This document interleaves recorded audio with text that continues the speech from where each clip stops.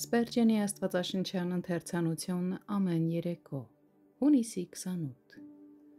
բայց Ահարոնի գավազանը նրանց գավազաններին կուլ տվեց, Ելից 7-րդ գլուխ 12-րդ խոսք։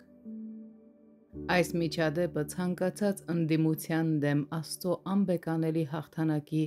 ուսանելի խորհրդանիշն է։ Երբ էլ որ աստվածային որևէ սկզբունք է հայտնվում սրտում, չնայած սատանան կարող է կեղծել դա և հակառակորդների բանակ ձևավորել դրա դեմ, սակայն Աստծո ձեռքի գործն ի վերջո կուլ կտա իր թշնամիներին։ Երբ Աստծո շնորհքը համակում է մարդուն, աշխարհի մոգերը կարող են նետել իրենց գավազանները, և դրանցից յուրաքանչյուրը կարող է օձի պես խորամանկ ու թունավոր լինել,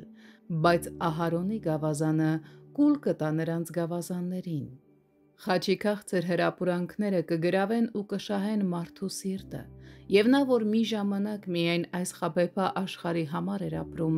հիմա աչքեր կստանա վերինները տեսնելու համար և թևեր թռչելու և երկնային բարձրունքներին հասնելու համար։ Երբ շնորհքը հաղթանակ է տանում, աշխարհիկ մարդիկ սկսում են փնտրել գալիք աշխարհը, միևնույն փաստը պետք է նաև դիտարկել հավատացյալի կյանքում։ Թշնամիների ինչ հորդաների հետ է ստիպված եղել առերեսվել մեր հավատքը, մեր վաղեմի մեղքերը,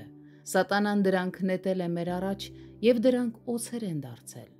ինչպիսի բազմություն, բայց Տեր Հիսուսի խաչը կործանել է դրանց բոլորին։ Տեր Հիսուսի հանդեպ եղած մեր հավատքը հեշտությամբ լուծում է մեր բոլոր մեղքերի հարցերը։ Այնուհետև սատանան օձերի մեկ ուրիշ բազմություն է արձակել մեզ վրա աշխարհիկ հրապուրանքների, գայթակղությունների և անհավատության տեսքով, սակայն Տեր Հիսուսի հանդեպ հավատքը ավելի քան արժանի մրցակից է և հաղթել է դրանց բոլորին։ Այս նույն սկզբունքը փայլում է նաև Աստծուն հավատարմությամբ ծառայելու հարցում։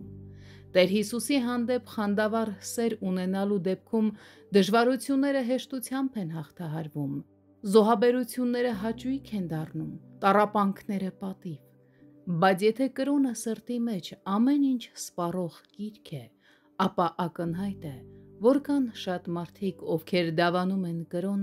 բայց չունեն հավատք, քանի որ այն, ինչ ունեն, չի կարող անցնել սիրո փորձությունը։ Քննիր ինքդ քեզ այս կետի վրա, իմ բարեկամ։ Ահարոնի գավազանը վկայեց երկնքից տրված զորության մասին։ Արդյոք քո կրոնն այդպիսին է, կամ Քրիստոսը քեզ համար ամեն ինչ է, կամ ոչինչ։ Մի հանգստացիր, քանի դեռ Հիսուսի հանդեպ սերն ու նրա հանդեպ հավատքը ամբողջովին չեն համակել քո հոգին։